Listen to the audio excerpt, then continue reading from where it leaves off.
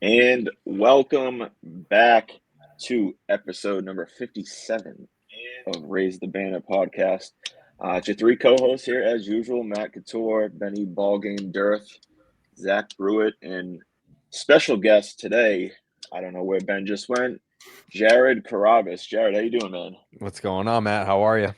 I'm doing good, doing good. It's Red Sox offseason's up and running.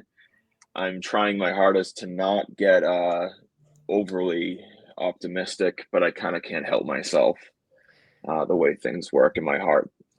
I feel like it's perfectly fine to be overly optimistic right now. But I mean, like, I can't like promise you names or anything, but I feel like at the point where we're at right now, it's more than okay to be optimistic.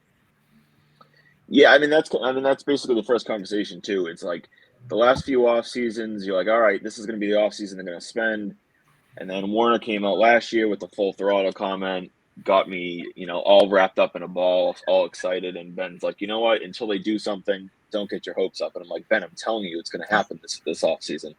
And then dog shit happened. So now I got like PTSD of getting myself over. Too happy, too excited. Yeah, I mean, I'm with you. Like, I've been very much in a like I have to see it to believe it mindset, but then like the more conversations that I've had, the more it's like, all right, like even just hearing it is doing something for me. Like I know that like people will come at me and they'll be like, "Oh, like you take checks from John Henry and you're just carrying their water." I'm like the money that I get from Nesson is like 2% of my overall income. Like I am not controlled by the Red Sox whatsoever. I'm the same Red Sox fan that I've always been, just now it's my job. But and I think that even last year, like I was doing stuff for Nesson last year, and I was one of the most pessimistic Red Sox fans on the internet. Like I was getting talked to like I was the boomer, like old guy that would like I was basically being treated like I was Shaughnessy, where I was just always negative and all. I'm like, no, I'm just being realistic, and I'm pissed that it's been half a decade, and I feel like not only have they not been winning, but they're not even trying to win. Everything that I said was 100% correct. And I was just getting crushed for being too negative. And I'm like, I'm correct here. And now we're at the point where things are changing, things are different. And I know that nothing has happened yet. They haven't spent any money, they haven't made any trades, but just the way that they're talking is different. And I'm not saying I'm happy with just that. There obviously needs to be more than just talk, but it is absolutely something of substance when you look at the way that they're talking now compared to how they were talking last year. The way other people are talking too gets me going, right? Like I think with Scott Boras, the way agents are talking, the way other teams and representation and players are talking is like, I think it was Scott Boras who said, last year they came with just Eddie Romero, they came with just one person, and now they come with full teams, and like they're actually seem to be fully engaged. Where last year, yeah, the full throttle thing happened, Matt, to your point, but it never took off, and this year feels much different, right? Like you're bringing the farm for Juan Soto. Obviously, he's Juan Soto. But there's talks about even like the biggest names, and it's in how they're talking about it is more than just they're checking in on Corbin Burns, for example, or they're interested in Max Fried. It's like no, they have actual plans to meet with Max Fried when he comes back from vacation. I think they've checked, they've called and been in contact with Blake Snell, for example. So, like Jared, to your point, it feels different, and I think it's because there's actual action behind just their words this time, where we haven't seen in the years past. Yeah. So like the thing with me is that like, yeah, I have information and people trust me with, telling me stuff. I don't report everything that I know. I probably don't even put out more than 20% of what I know during an off season. And I can tell you that last off season, it's because I don't, this is my belief, because I don't put everything out there. That's why I get so much, is because like people will be like, oh, he's not going to say anything, like this is just for him to know. And I was getting full on screenshots of conversations, text messages that were happening between the Red Sox and whomever else. And I'm reading it. I'm like, this is so pathetic that this is how we operate. It was just unacceptable is the word. And like, that's why I was so angry. That's why when I went into the season, I was like, they're not trying. And that's why I was even more angry about the backlash that I was getting about how I felt. And it's like, because I know more than you, but I can't say that I know this stuff. So that's why it was just so frustrating last year. It was extra frustrating. And that's why this year I'm happier and more excited, is because there is a lot that is coming across my dashboard that I haven't shared on Section 10, that I haven't put out on Twitter. I think for some reason, the scoop shop is popping. It's been popping like the last week or so. And like, even in the scoop shop, I won't tell them everything. Like, I will give them a taste of what's going on, but I won't tell them everything. Like say for example, like, I can't give away names, but like, someone calls me, I'll send them the screenshot of like, look who called. But I won't say what the conversation, like, they don't know a word about what the conversation was That's about. tough. But it's just like, hey, like, this is good to know. Like, these conversations are happening with this person, that person. But there's just more action this year. There's, like, I think last year it was kind of just like you would hear from multiple agents who were like, what's going on with your Sox, man? Like, this is not the Red Sox that I know and have worked with. Like, all the agents were asking me, like, what is going on? What happened? And now this year, you've got players that used to play here, players that are free agents, players that are named in trade rumors, agents, front office people. Everyone is like, wow, like, they're for real this time. So that's why that's been like my working take, is there's way too much smoke for there not to be fire.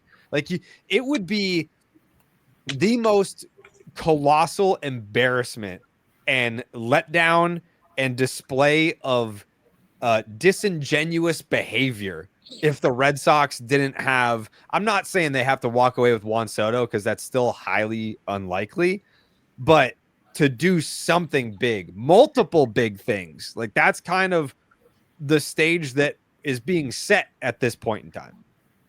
Yeah. Well, the thing for me came down to, like, they're talking to Soto. So if you're talking to Soto, and Ortiz's words, even just like an hour ago, when he was on the Fenway rundown with Cotillo and Sean McAdam, was basically like, the Red Sox really want him. And so if they're willing to, if they really do want him, that means they're willing to hit that $500 plus, maybe $600+ million contract. So if they don't get Soto, and that in return they don't pivot hard to other big names, yeah, I mean, that would be the ultimate punch in the face to Red Sox fans, kind of all around. They have to do something big with the words that they've been saying, or else there'll be John Henry might not be able to get his way into Fenway without a riot outside of it. I just think that, for me, I'm comfortable going in the 600 range for Soto. I have a line for Soto, right? Like, it seems like Steve Cohen doesn't. It seems like he is, the rumor is, whatever the top bid is, tack on $50 million, and that's what the Mets offer is going to be. But we were talking about this on Baseball is Dead yesterday, and I was saying, the quotes that were coming out from his meeting with the Yankees gave me more hope about the Red Sox chances. Because if Juan Soto is asking the Yankees about their farm system and their future pipeline, that's a bad thing for the Yankees. If he's not walking into any meeting being like, how much money will you give me? What's the most amount of money that you'll give me? If that's the only thing he's asking, then yeah, I feel pretty bad about the Red Sox chances. But if he's weighing heavily the position that a farm system is in for that organization, it's money, and like, he wants to still win. He won a World Series with the Nats. He just got to the World Series with the Yankees. But this is a guy that probably wants multiple championships, the chance to be a part of a dynasty somewhere. And the Yankees are not in a good position to offer him that. Like, their pipeline sucks. And the Red Sox, you've heard multiple evaluators say this is the best farm system in baseball, at least from a position player standpoint.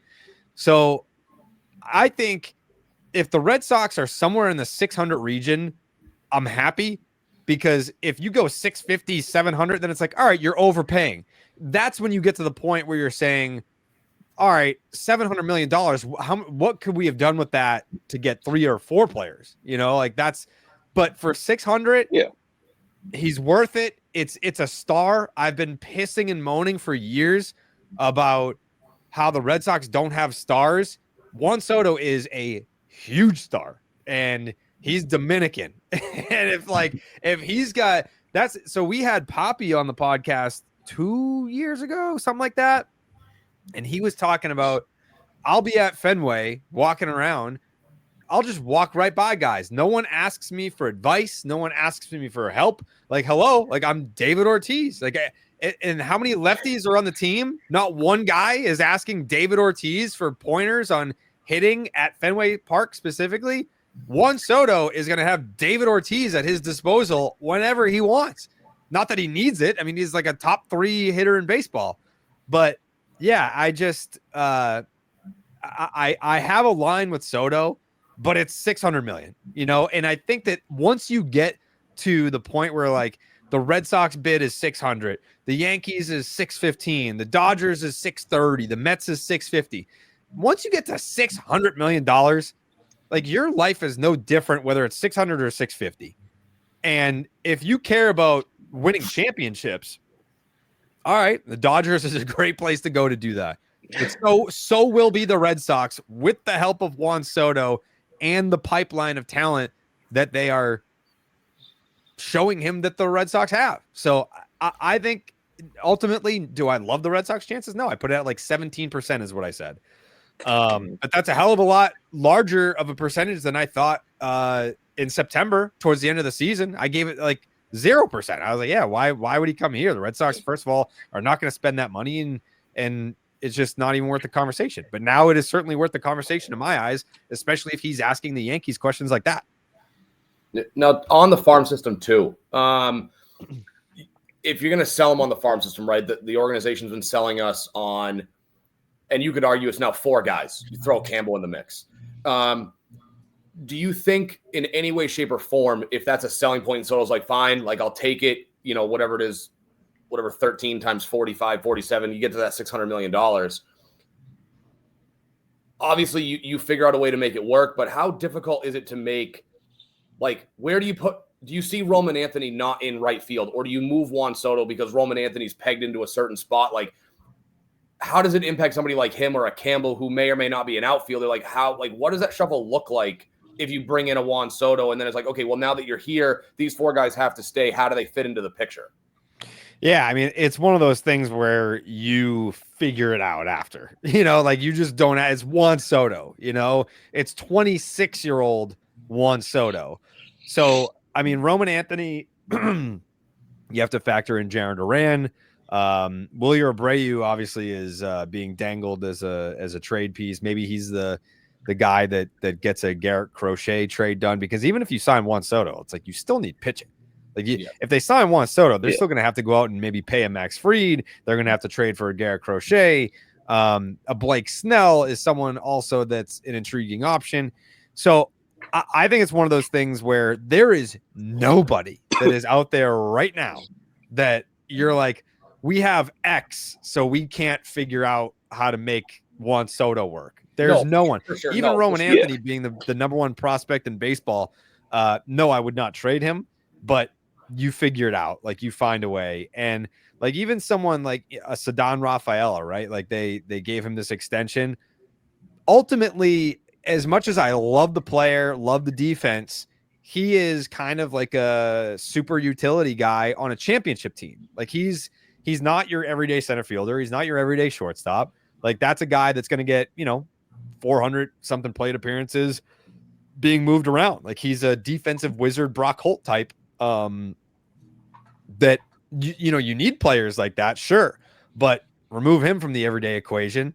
Yoshida, they're never gonna let him see the light of day in the outfield grass ever again. Nope. So it kind of just becomes like a a mix and match game out there. But I especially when it comes to the whole there's too many lefties thing, don't want to hear it.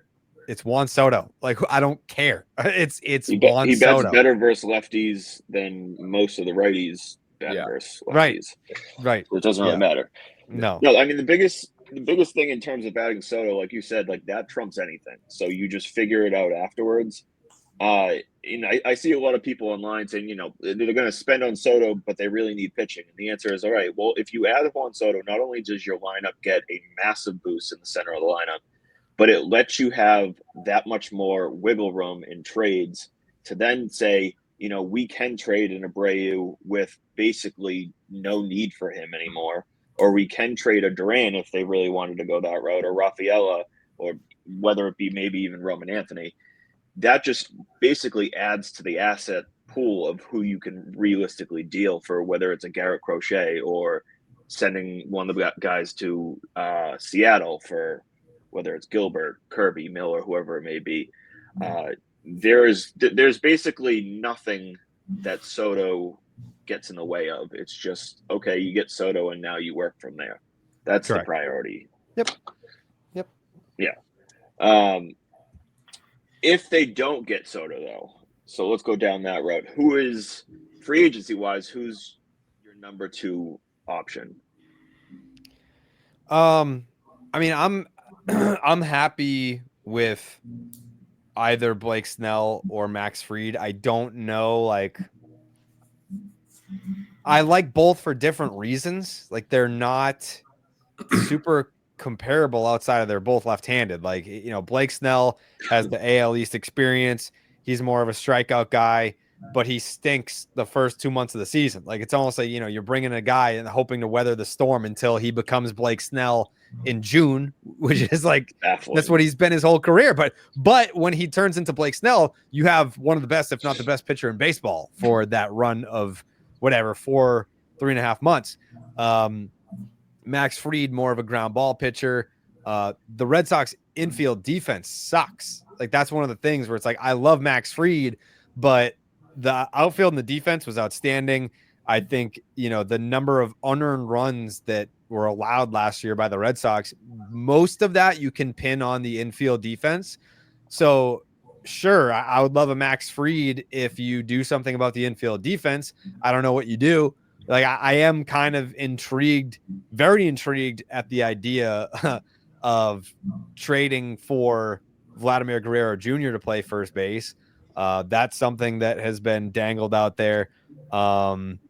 Rafael Devers kind of is what he is defensively at third base. I mean, it's not like we'll see. Like, he kind of just is what he is at this point.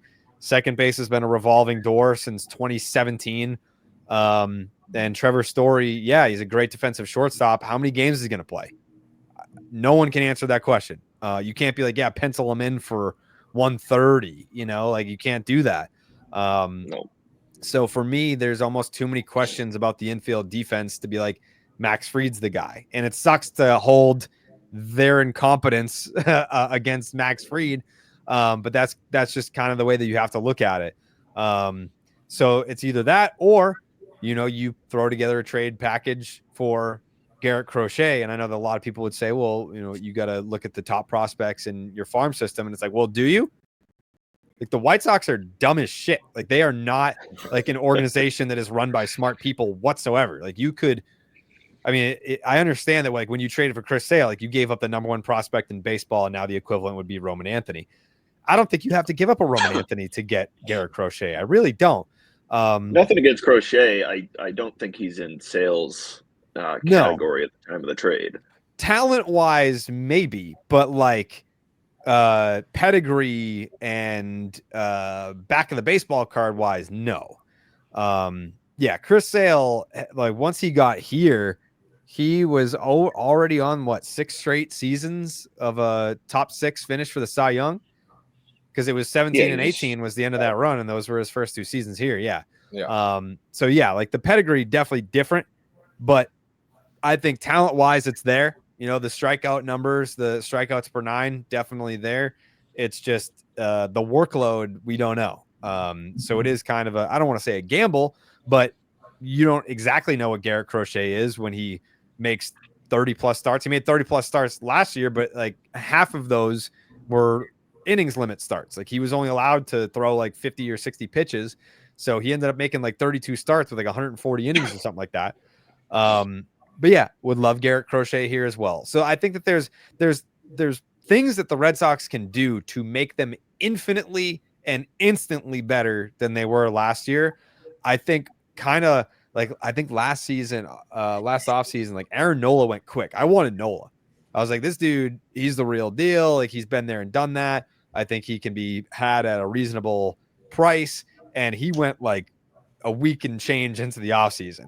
Like right now, every piece that I would love the Red Sox to have, it's still out there. Teoscar Hernandez. That one to me, I don't want to say it's a more difficult pill to swallow, but it's not the best look for the Red Sox when you could have had him last year for no pick attached to him.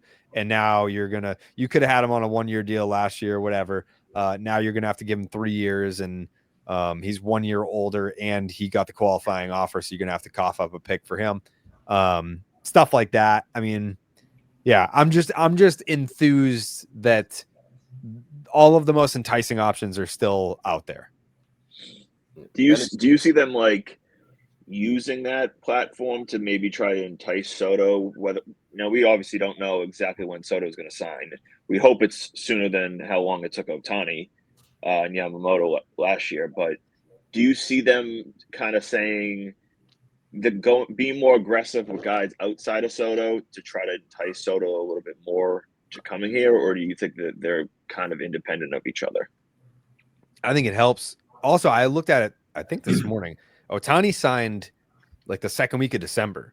Like Bryce Harper signed late February. So that's why, like, because I looked because someone had like tweeted me being like, when do you think like Soto's going to sign? I was like, there's really no rhyme or reason to when big free agent guys sign. Like it could be super quick. It could take forever. But I being that there's, I don't want to say a limited market, there's probably like 4 or 5 teams for Soto to pick from. I think he's going to have a pretty clear idea of where he's going after he completes all these first round of meetings, because Scott Boras is going to sit there and say, listen, if it doesn't start with a 6, you're out.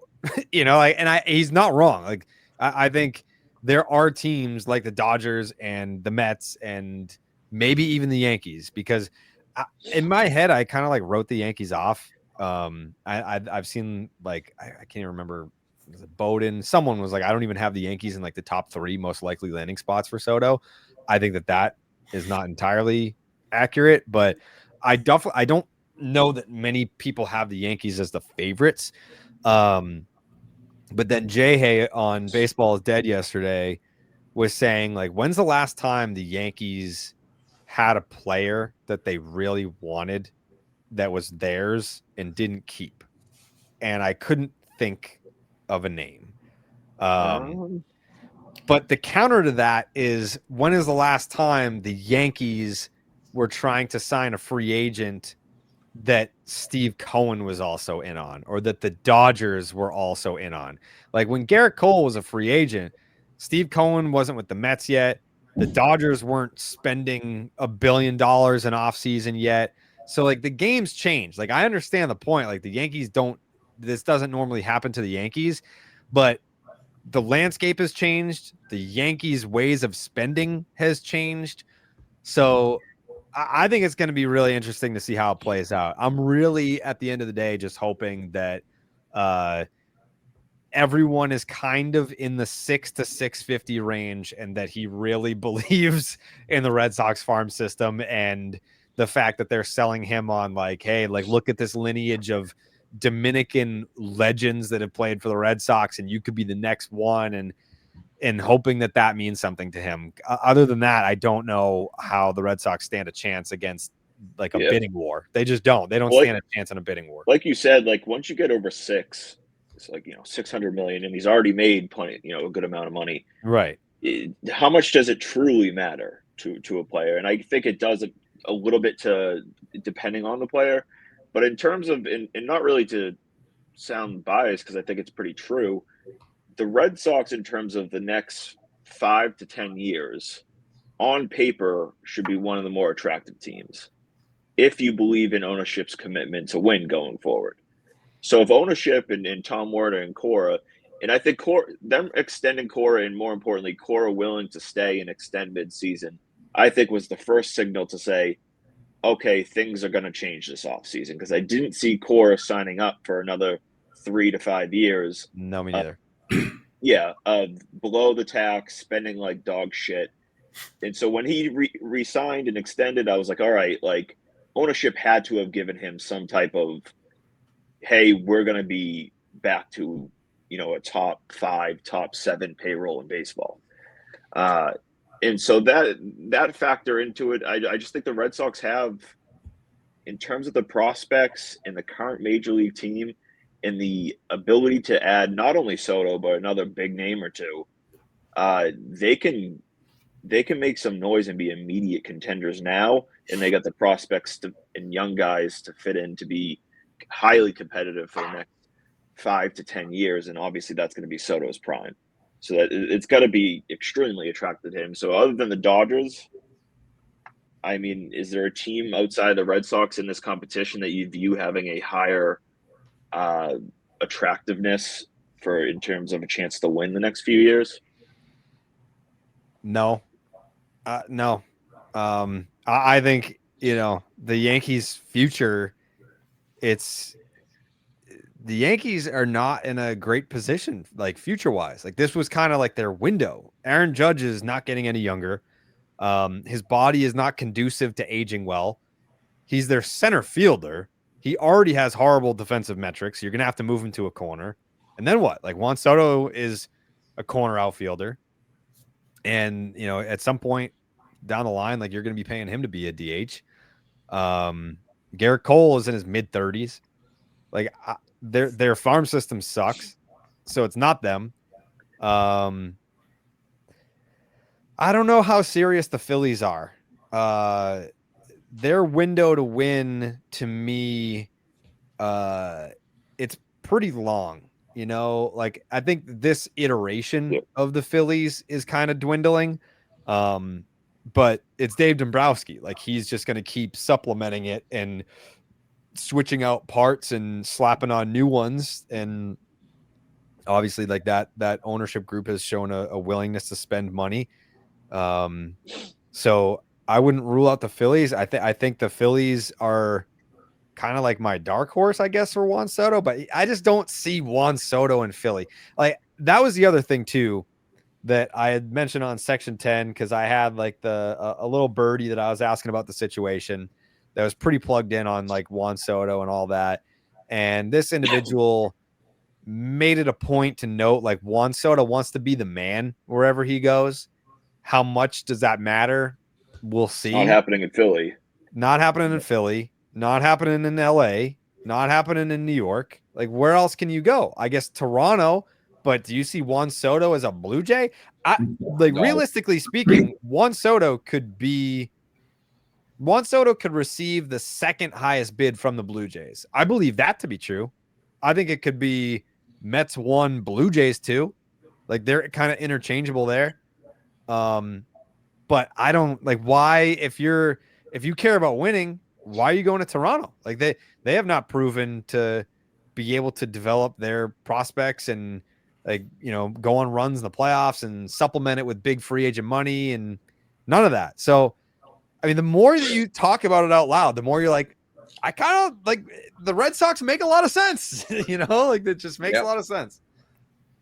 It fits for sure. I mean, that's going into the offseason. None of us, I didn't sit back and say, all right, they're going to be players for Juan Soto. So when the report came out that, they're meeting with them, I was skeptical, but day by day, I'm like, all right, like really Boston makes a ton of sense for him.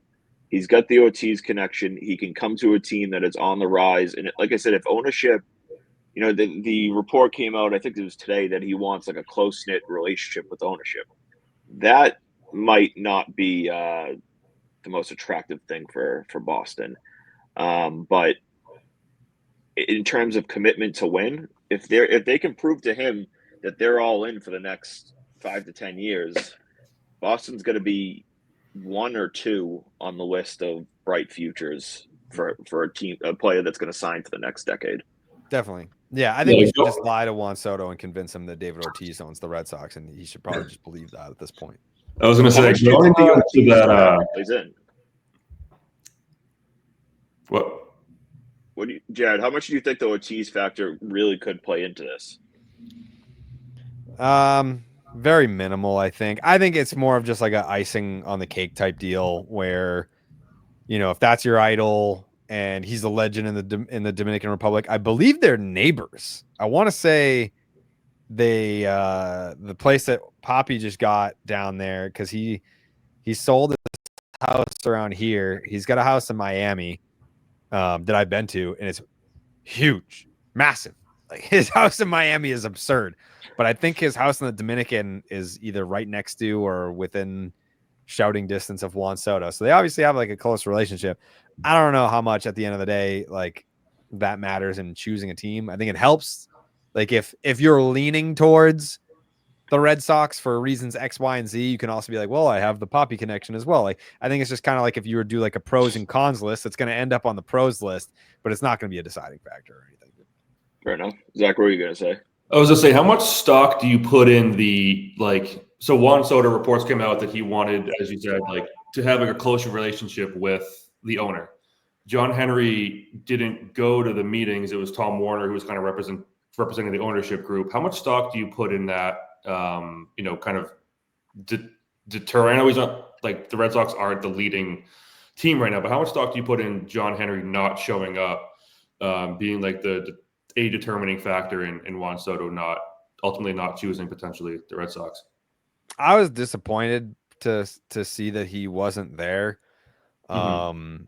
It was kind of like the only thing so far this offseason that made me be like, oh, like, we have all this positive mojo going and all the reports are like full steam ahead and they're going to spend money and they're serious. They're in on Juan Soto. They could be in on everyone. They're going to blow past the luxury tax. And then it's like, oh, they had a meeting with Juan Soto and John Henry didn't show up. Like that was the one thing where I'm like, why? Because if John Henry was at that meeting, then everyone's like, oh shit, like the Red Sox are here, back. Yeah. Like we are back. It's very true. Yeah, but like him not being there was like, oh, okay. Yeah. Same old John Henry, same old stuff. Yeah. I agree. All the questioning about whether or not he truly cares, like can kind of still exist if you don't show up. Like if you don't show up to a Juan Soto meeting, like who are you showing up for? That's like true. Who the hell is out there or will become available in the next 5 years that is worthy of showing up for if Juan Soto is not the guy? I don't know. I can't think of someone that's going to become available that would make more sense for him to show up. No, like they didn't meet with Ohtani, but like that would have been a guy. But it's like, all right, yeah, they didn't meet with him. But that's the one thing, like you said, that kind of makes people hesitate and say, like, all right, we're heard all this. We heard a lot last offseason from Werner's comments and Sam Kennedy. Like we're hearing it again. The noise is louder than ever. Warner's there. Kennedy's talking, making things seem like it's going to be a great, fruitful offseason. Yet Henry is still kind of in the shadows, not, talking to the media, being part of this. And so it makes you kind of, as much as you get excited, a little skeptical and kind of just waiting to see what actually happens versus believing it's truly going to happen. So to me, Poppy wasn't in that meeting too. In the interest of being fair, Poppy was not in that meeting. So every like first round of meetings, especially with like a Scott Boras client, a big name client, you're not going to put an offer on the table in that first one. Yeah. You're just not. Like that's just not common practice. No team did it. Feeling out process. Yeah. You're getting to know us. We're getting to know you. We're going to express how interested we are. And we're going to let you know we're not going to balk at the fact that this is going to be a massive contract. Like that's kind of the gist of those deals. I I think there will obviously be a round of second meetings with the teams that Juan is actually interested in signing with. Maybe it's still all the same teams, because if you know Boris, you want as much leverage as possible. Like, he I was could gonna go say, to Scott, even if he doesn't want like Toronto, he right? will meet with Toronto just to Right, just to get a number. Interest. Right. Yeah. Like, Juan could go to Scott Boras and say, there's a 0% chance that I'm signing with the Blue Jays. I have no interest in living in Canada. But Scott's going to say, let's take the meeting, because if they make the highest bid, then we're going to take that to the Dodgers. We're going to take that to the Mets, and we're going to get you more money. So I don't think anyone is going to be eliminated publicly, but they will be eliminated to Scott. And if that second meeting comes about and John Henry's not in it, or Ortiz isn't in it, all right, now we can really kind of like criticize. But for now, it's like, all right, these are the guys that are. I still would have preferred John Henry being there, because it just shows the respect. And you had mentioned earlier, how much money is enough money. There's not enough money when it comes to like those certain players that view the dollars as respect. Pedro is the same way. It was like, yeah, I know I have like enough money to do whatever I want for the rest of my life, but if the money doesn't like represent the amount of respect that you have for me, then okay, then we'll see you later. So I think that that's ultimately what this is going to come down to, is chance to win. Is it a market that I feel comfortable in? And does the dollar amount reflect an amount of respect that I feel is appropriate? Where do you think he ends up? You got to make a prediction now. I still think it's the Mets. Yeah, I still think it's the Mets. Because I think if everything out there is true, and obviously there's obviously going to be a lot of bullshit that's out there, but if even some of the stuff that's out there is true, and that Steve Cohen is going to go 50 million over the highest bid, and you're Juan Soto, it's like, you've already played in New York. It's a big market. They were just 2 games away from the World Series. As long as Steve Cohen is there, they're always going to be at least competitive. Like, you may look at their farm system and say like, this pipeline sucks, but it's like, all right, cool. Then we'll just buy stars, because I can do that. I'm Steve Cohen. Yeah, I think ultimately it's just going to be that he cuts him a check that he can't refuse. So yeah, that would be my guess. So to piggyback off that though, do you think 50 million over, like, let's just say keep it even, Sox offer 600 on the dot. Do you think 50 million at that point is enough to where he cares less about being part of a dynasty? Yes, he goes to New York and he becomes the man in New York for the next 13, 14, 15 years. Is 50 million enough to say, I'm going to walk away from a player-friendly market in Boston and younger guys being built around me to have a core where I know there's younger guys under cost control, that there's a larger window in Boston? Like, is 50 million really, is that really going to be enough to deter him away from a package that Boston offers? Because for me personally, like, I think it's the Mets. I think the Sox are definitely there, but is 50 million really enough to deter Soto away from the things the Sox can offer him that the Mets can't? I think it's an interesting question, because like, as you're asking it, I'm thinking about it as me, like if it were me, if it's one team is 600, but another one is 650, and one place is somewhere I really want to go, and the other one is just like, yeah, I guess I could go there. I'm going to the place I really want to go. It's like, it's right. Yeah. $600 fucking million to go there. Like, it's crazy to be able to say like $600 million. That's not enough respect for me. Like, okay. But at the end of the day, it may be where it's like, yeah, I mean, you have to set the market, and you want to be the guy that it's like, hey, I got pretty close to Shohei Ohtani and I don't even pitch. Like that might be the feather in your cap, where you're trying to rival that contract. and be able to say like, yeah, like he's a pitcher and a hitter, and he got what 700, and I got 650, and I don't even pitch, and I probably won't even play defense 5 years into this contract. So I think it's a question for him. I don't know the man. I don't know what he's thinking, and he has been so perfectly coached. Like this is a dude that got offered $400+ million when he was 20, 21 by the Nats, and turned that down, and has been asked about his impending free agency ever since. And he's been on 3 different teams. And when he got traded to the Padres, they have the introductory press conference, and he's being asked, could you see yourself being here for the rest of your career? And he's like, I just got here, dude. Like he's been asked about this throughout his entire season with the Yankees.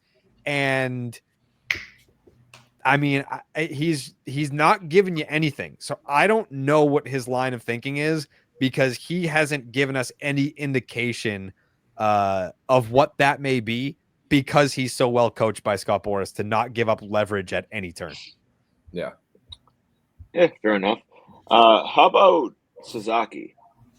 Have you been hearing anything on that end of things? I think it was Breslow went over and met with him or scouted him last month or something like that. Do you see that as realistic, or is kind of the rumors more likely to be true that it's just inevitable that he ends up with the Dodgers? If anyone tells you that they have an idea of what's going to happen, they're lying. Like like we did a whole segment about this yesterday on Baseball is Dead, where we pulled up articles from like Fox, ESPN, The Athletic. Everyone has him like they picked, here are the 5 favorite or the top 5 landing spots for Sasaki. They're all different. And I understand that everyone thinks he's just going to go to the Dodgers. And Jim Bowden went on Foul Territory and said there's an 85% chance that he signs with a team that is not the Dodgers.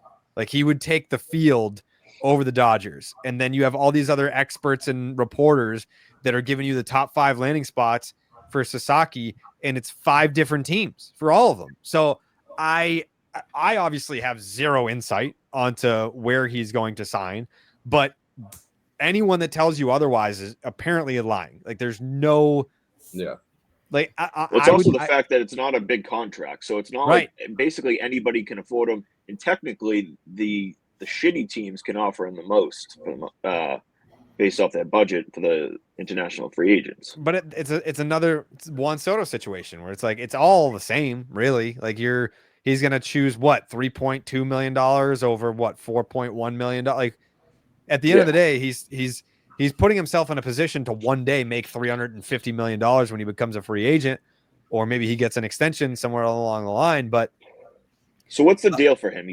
What's the contract? How many years does he sign for? It's basically like he becomes a draft pick. So so it's like the arbitration and all that. Yeah, if he had waited 2 years, then he could have signed like Yamamoto did. It's like, all right, we'll give you 14 years, $350 million. He could have waited 2 years and done that.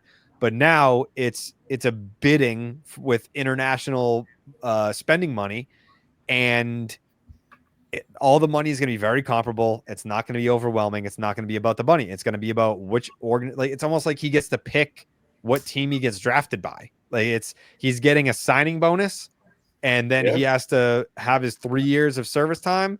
Then he goes through arbitration like any, new player to the league. And now how does if he signs with whoever and he gets that same process, when can he sign another extension in terms of buying out, like with what they did with Bayo or Rafaela? Can they just in turn basically say, hey, a year from now, we'll give you this deal?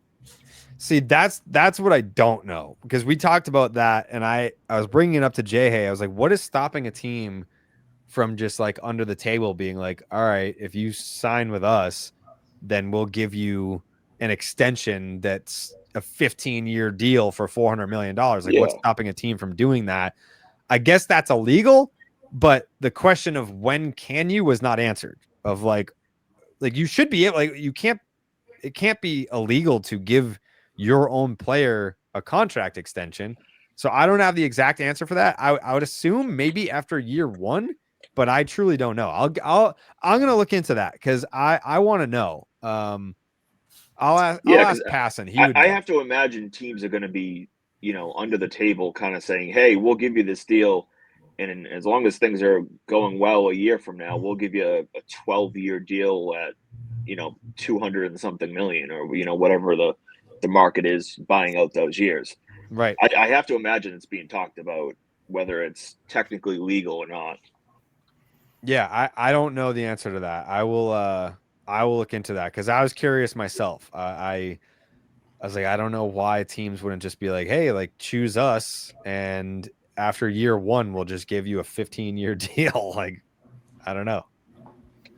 Yeah. All right. Fair enough. My next one is, of the 4 top prospects, let's say whether it's Crochet or Seattle or whoever it may be, who do you see the most likely being dealt? And I guess why? Probably Meyer, because of the position, I guess. Yeah, I mean, I someone like Kyle Teal, who we just dropped an interview with today. Check that out. Yeah. Teal's going to be your catcher, and I think he's one of those dudes that has just kind of like burned through the system. Christian Campbell last year came out of absolutely nowhere, and wouldn't surprise me if by June that he's viewed as a top 3 prospect in all baseball. And then Roman Anthony is just the real deal. Like you're not trading that guy, like a dude that can hit baseballs $117 off the bat. Like there's real freakish talent there. And it's kind of the same for Campbell. Like Campbell can play all these different defensive positions. He plays them really well. And he's hit at every level he's been at, and he hasn't just hit, he has destroyed the baseball at every level that he's been at. Just a freak athlete. So, and it's not to say that Marcelo Meyer is not going to be a really good big league player, but it's kind of just like a process of elimination thing where, like I'm not moving Campbell or Anthony for anybody. Like you can tell me you can have Garrett Crochet for a 1-for-1, and I'm like not interested. Yeah, Would you send Mayer for him? Maybe, but again, the White Sox are so dumb that I really don't think you have to. Like we don't want this guy. We want lesser players. Yeah, like I really don't good. think you have to part with one of the big 4 to be able to get him. I hope Meyer finds a way to be able to fit into this. Like I just think it would be a super exciting time in Red Sox fandom history to have those 4 guys all come up at the same time and all kind of fulfill their prophecies. I think, Campbell was the only guy that came out of nowhere, but Anthony and Teal and Meyer were all just instant. Like when they got drafted, Red Sox fans were like, this is the future. So it would be really cool if they all got to make it to the big leagues on the same team and form that next Red Sox core that we've been waiting to see for about a decade. Like I think probably technically it started in 2013 when Bogarts came up, but like 2014 was like really that first year where it was like you got Bogey, you got JBJ, you got Mookie, you got Vasquez. Like you started to see all these guys come up, and that became the eventual three-peat for division titles that ended in a World Series title. So I just hope he gets to be a part of it. But if there was one odd man out, then it would probably be him. So on Mayer, High Bloom agenda can flourish if that all happens. Yeah, I'll never let it go. Mm-hmm. So, like, just 2 things on Meyer, though. So, Story has is it 3 or 4 years left on his deal? And he's been shut down at the end of the year 2 years in a row. So, like two-part question. One, do you see him being able to be moved given that like Campbell can play multiple positions? He feels a little big to be an infielder to me. I don't know if that just my gut instinct, just given his size. Like, do you just move Mayer to second because there's a hole and theoretically you can transition short to second base? And if you don't, how much do you think that injury limits your ability to utilize him as a blue chip trade piece to go acquire a young cost controlled arm, like the starting pitcher? So with Story, you're not moving him unless you eat money. Right. And I don't think that you're going to do that with multiple players. And if there's one guy that you're going to eat money to get him off the roster to make the team's flexibility better, it's Yoshida. And I'm not like gung-ho about like get him off the team, but I think Story's defense for now makes him an asset to you, whereas paying him to play for someone else does you no good, and then still having Yoshida kind of clog up the fluidity of the roster, really, because he's not going to play defense, and he doesn't really have enough pop to be your everyday DH. And if the plan is, Alex Bregman at third and Devers goes to first, or Devers to DH because you've got Vladdy at first base. Like there's just so many different ways to make your team better that kind of involves trading Yoshida more so than trading Story. And to your point about Campbell being too big, I think he can play second base. Like Story is like 6'3". Like Story's a big dude. And but Story's what, $185, and Campbell goes 210. It was more the weight piece because Campbell's what, 6'6'1", but he's 200 plus. Story's got to be bigger than that, man. Yeah, he's. I'll look it up. I didn't think he was 200 plus. I can look it up real quick. Yeah, for even what he's listed, I mean, Story is bigger than Campbell. Yeah, so he's listed at 6'3", 213. Story, yeah. And what's Campbell? I think they list him at 6 foot 210. Yeah, I was gonna say like he's not that big. Like, cause we were down there for we had like a section. He's also 6'3". I thought he was a little short. He's 6'3", 210. So Campbell? Yeah. Huh. I don't remember him being that tall. I didn't think he was Story at 6'2", 210. Yeah, and Baseball Reference has Kristen Campbell at 6'3", 210. I didn't think Campbell was 6'3". I thought he was 6 foot. But yeah, that makes more sense. Like in my mind, he doesn't. I don't see him being 6. I mean, he doesn't play like a 6'3" guy. No, he's got meaty quads though. Like he looks like a well-conditioned athlete. Like he looks like someone when he arrives. Yeah, like if he walked up to you and said, "Guess what sport I play?" it would be difficult to guess. Like he looks like he could fit into any sport. He's got Earl Campbell legs. Yeah. Just it took me a while to realize how big he was. Yeah, like, without going to look at his bio, even watching him play, like you kind of watched him, on TV and say, all right, like this guy looks like he's a little bit not on the smaller side, but an average size player. And then you look more into it and you're like, oh shit, this guy's like, he's got good size to him. So the pop isn't as surprising to see what he did this year, breaking out.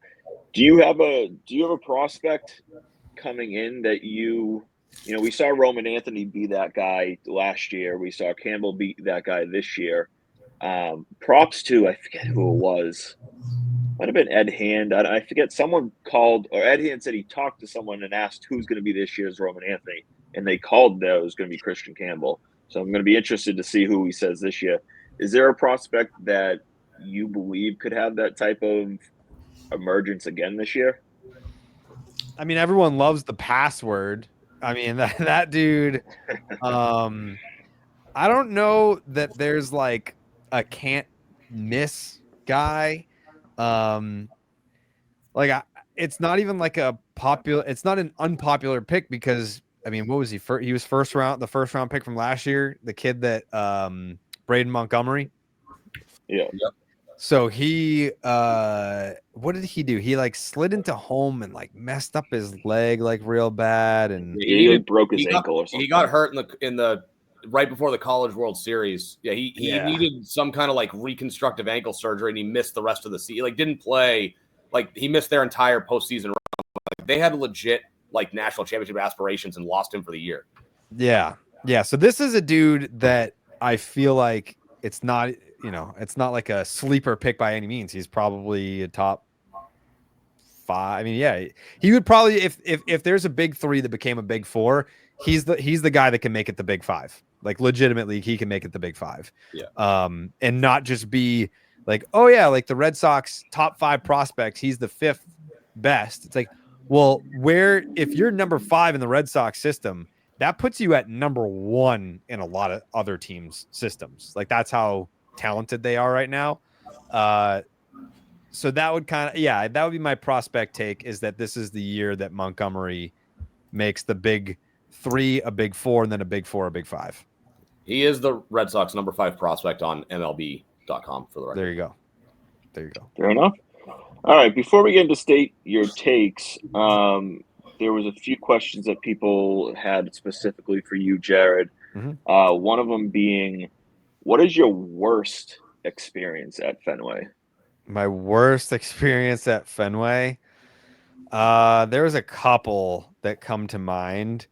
There was one time that I was at Fenway. It was the last time that I was going to Fenway with my dad before I was moving to New York. And there was this kid, this punk kid. He had to have been 19, 20 years old, just hammered like 5 rows behind me. And he kept like chirping me, but like not like talking shit about me, but he kept being like, yeah, like tweet that. Why don't you tweet that? Blah, blah, blah. And like, I turned around like a couple times, and like my dad like could see that I was getting pissed off, but like he wasn't seeing it the way that I was seeing it. Like we were sitting like in section 10, like in my family's like season ticket seats, and like it was like a sentimental thing to me. Like this is the last time I'm going to Fenway in our family seats before I moved to Manhattan. God, and I didn't know for how long I was going to be there. And I was just like trying to soak it in with my dad, and this kid like wouldn't shut up. And then I turned around and I snapped. I started flipping the fuck out on him. I like told him to like come down to like my seats. I was going to slap the shit out of him. And he just like went like ghost white, and he was with his buddies and they were laughing. And then when I snapped, they just stopped and they were like, all right, dude, like leave him alone. Like, and I was like, yeah. I was like, yes, leave me alone. Like I was explaining, I was like, this is my last game with my dad before I have to move to New York. Can you just like fuck off? That would be awesome. And like he asked me for a picture after, and I was like, no, see ya. Fuck.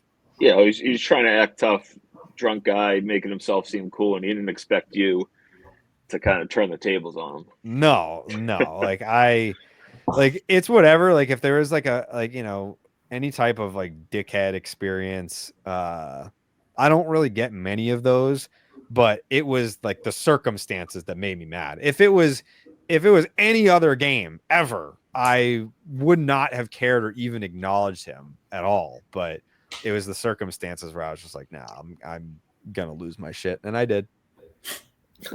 Everyone has those moments. Mm-hmm. Yeah. How about player? Is there a player that you've met already that you still kind of get giddy when you see? Yeah, I mean, there's a bunch of guys like that. I don't know. Yeah, I mean, like I get really happy to see a lot. Like, there's a lot of guys that I think have become actual friends over the years. Guys that I still keep in touch with. Guys that I still, I'll watch their games and I'll pay closer attention when I know that they're up or I know that they're pitching. There's just like a lot of like good guys that even if they never even played for the Red Sox, that I still kind of keep. Like Christian Yelich is like one of the first guys that comes to mind. Like I think like Bregman when the Astros come to town. Giolito when he was on the Is the Bregman talk anything serious, you think? I don't like. I thought that the whole 350 thing was outrageous. I don't think that was that. I don't think that came from them. Yeah, I don't think that was like Boris putting that out there. I think that was kind of just very speculative. I think he'll be like Montgomery and Snell and them, and waiting till January, February to sign if that's his price tag. I think. Yeah. But JD Martinez, like he's that dude will be the homie until the day that I die. And then I still keep in touch with Kevin Plawecki, who I don't know what his playing status is these days, but all-time great guy, and Bobby Dahlbeck. I've been just praying Bobby Dahlbeck ends up the first baseman for the Colorado Rockies this year. Oh my god, he and just mashes 30, 40 bombs, and some stupid team gives him some ridiculous contract over the next few years, and then he goes back to sucking outside of. There's no reason why he can't become the next Brent Rooker. I mean, in theory, yeah. Dude, I was playing in a charity baseball game in Texas in 3 years ago. It was November of 2021, and Brent Rooker was in that game. He was on the other team, and no one knew who he was. And now he's a dude that has like a 960 OPS in the big leagues. He's made an all-star team, and he's hitting bombs, and he's like one of the most sought-after guys at every trade deadline. So it can happen. It can happen just like that. I knew who he was. Because he was on Team USA. We followed each other on Twitter from Team USA, and like he literally was walking up and down the street. No one. I think I was the only person that said hi to him. There you go. I mean, knowing him ahead before everyone else, it's impressive. Yeah, Team USA, baby. Oh yeah. All right. It's time for State Your Take. I mentioned it to you, Jared, before. Basically, any take you want. Doesn't have to be sports related, just something bold to put your name on it. Zach, you want to start us off? I'll start us off. Kind of mentioned his name before, but the pitcher, I think there's one big name pitcher that the Sox will sign. I'm going to say Max Fried is that person. I'll say like probably 5 years. I'll put a number to it. 5 years, 120, around that ballpark. I just think that the Giolito connection, I think is too. Maybe Jared, you know more about this than I do, but I think it's just too much to ignore that. And I think he's the big name pitcher that the Sox end up signing this year, among other teams, among other players, of course. But he's the big name pitcher. Fair enough. Ben, how about you? So Zach stole half my thunder. I'm gonna ride the cautious optimism. I think the Red Sox land Juan Soto. I think, John Henry had to be sweet talked by God knows how many people to pay Rafael Devers, and this is essentially like paying two Rafael Devers. But I think, we talked about this earlier. Just the comments that Kennedy's coming out with gives me cautious optimism. He's specific. He's like, hey, we got to get to 90, 95 wins, and if it means we have to spend past the CBT, then so be it. That's a lot more. That means more to me than, oh, hey, we're going to go full throttle. Well, full throttle is too, it's too subjective. Like, well, what does that mean, right? So if they're willing to spend, I'll ride the cautious optimism and say, they land Juan Soto. And I'm more of a Max Fried guy than a Blake Snell guy. So I think they get them both. Yes, Max Fried is a ground ball pitcher, and the infield is not conducive to that. But he's younger, and I don't think he would cost that much more than a Blake Snell. I think you can get Fried for 6 years in high 20s, whereas Blake Snell's going to be 5 and low 30s. So I like him to land both. And what that means for next year, but I'm going to ride the cautious optimism. Hopefully I don't get snake bitten, because we were snake bitten a year ago. So I'll ride the cautious optimism and say, we'll be introducing Juan Soto and Max Fried in the next 8 to 10 weeks.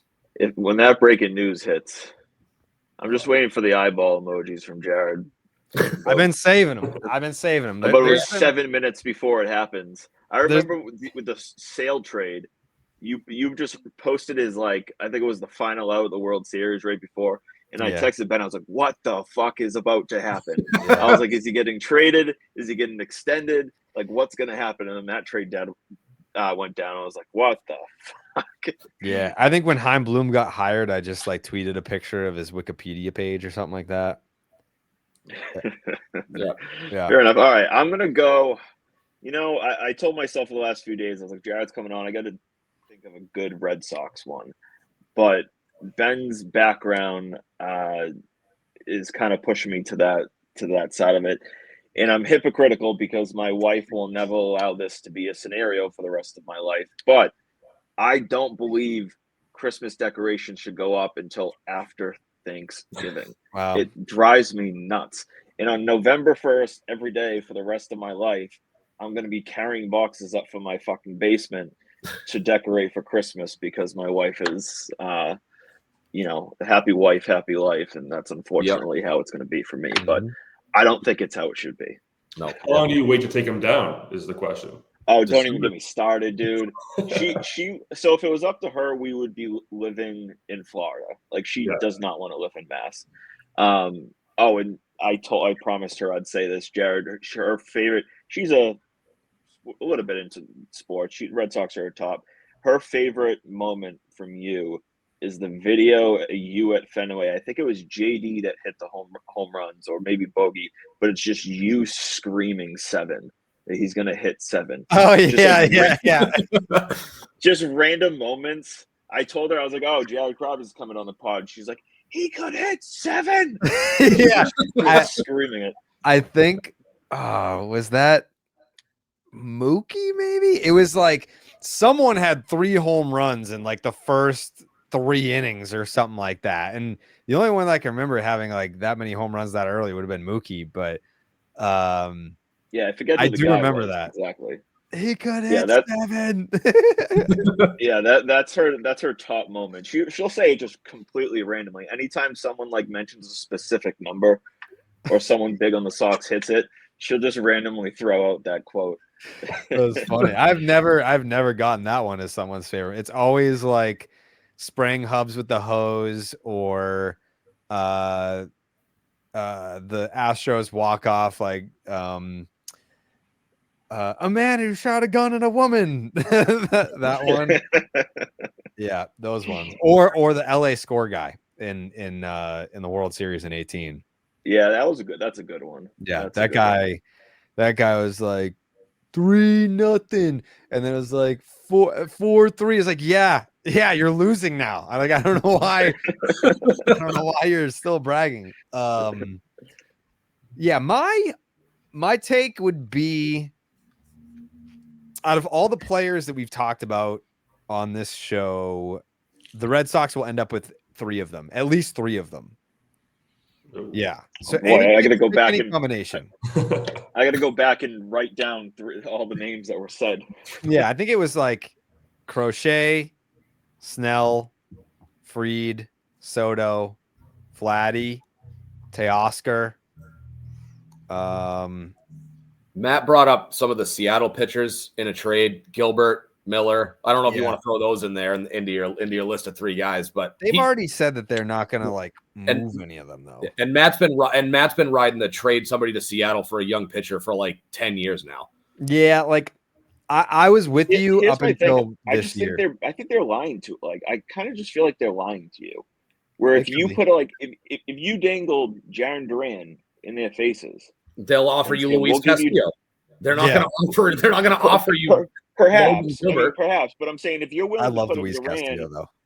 Yeah, me too. Christian Campbell on the market, on the table, I don't see how in the position that they're in that they say no, we're not even going to consider something like that. They don't want to. I just refuse to believe it. They don't have enough money. They got to keep their cost control pitching for as long as possible. All right, so that's why they're going to trade a $220 million pitcher. I mean, in theory, or you could trade for different prospects and or young good players that are also cost controlled and balance the team. Castillo would look good. Castillo would look good in Boston, but I digress. I would love him in Boston. Yeah, he's got that swag. He fits.